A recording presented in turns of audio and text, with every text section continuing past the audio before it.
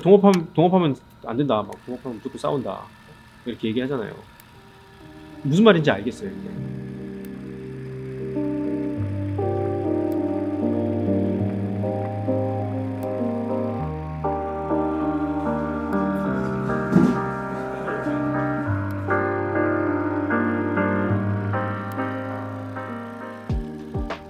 프리츠는 왜 성공했나?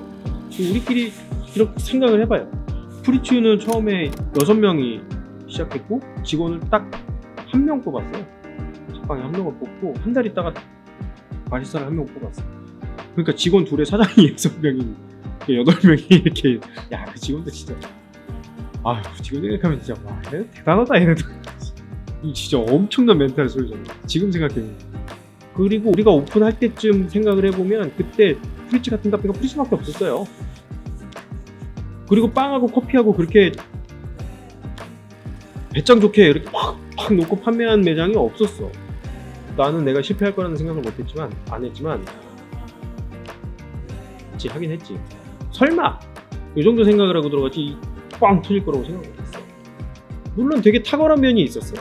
저 빼고 나머지 5분은 생각을 해보면 각자 사업을 했어도 성공할 것 같은 사람들이야. 운이 좋은 거죠. 그러니까 이 사람들이 모였다는 것 자체도 이미 운이 좋았다는 거예요. 첫 번째로. 그리고 그 중에서도 각자 관심 있는 분야들이 또 달랐어. 똑같은 관심 분야가 있지 않았어요. 그래서 어떤 분은 디자인 같은 거 있죠.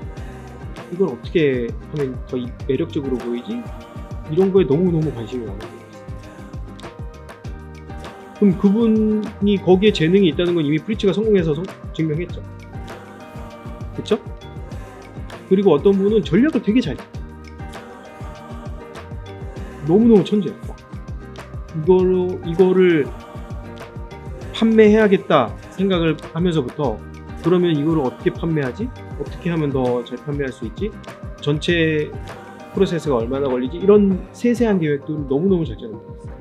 그러니까 그렇게 각자 좀 능력이 있는 분들이 모였다는 것 자체도 이미 운이 좀 좋았고 한 13, 14명 되면서부터는 아니다. 한 20명 넘어가면서부터는 조금 이거를 좀 사람을 숫자를 이렇게 한 짝지어서 이렇게 나눠서 뭐 한 시스템이라면 시스템인데 어쨌든 그냥 회의체 같은 걸 만들었어요.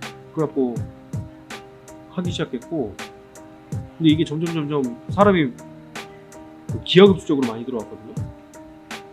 한 50명 넘어가면서부터 정신이 하나도 없었어요. 그래갖고 그때는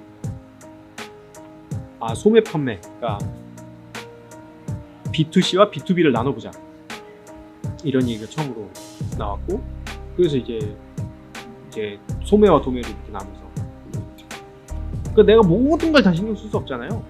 특히 이렇게 규모가 커지면 그러면 이제 각자 자기가 맡은 분야를 신경 쓸 수 있죠. 그 사람들도 자기 회사라고 생각하잖아요. 자기 회사일 수밖에 없잖아. 그러니까 최선을 다하겠죠. 그런 지점에서는 되게 나쁘지 않다고 생각해요. 다만 이제 합의 정신은 좀 필요해요. 내 의견이 받아들여지지 않을 가능성이 얼마든지 있다. 이걸 안 해주시면. 그래서 만약에 동업을 할 거라면 무조건 어떻게 합의한다라는 일종의 룰 같은 걸 만들어 놓든지 그게 좀 필요하긴 한 것 같아요. 그 합의가 되게 중요하거든요. 안 되겠으면 엑시트 전략을 세워놓고 들어가든지. 근데 동업을 하면 좋은 지점이 많아요. 의외로. 사실 저도 이 회사가 이렇게까지 클 거라는 예상을 초반 한 1, 2년 아니 한 3년 차까지도 사실 잘 못했어요. 이렇게까지 클 수 있을 거다 이 상상을 못했어요. 그리고 이렇게 큰 회사에서 일해본 적이 없어요. 그 전에 있던 회사, 제가 몸담고 있던 회사보다 지금 이 회사가 더 커. 그러니까 좀 이제 헷갈리는 거죠. 저도 지금 처음 경험하는 거예요. 이런 상황. 다만 뭐 명확한 건 있죠. 명확한 건 같이 가야 돼요. 같이 계속 가야 돼요.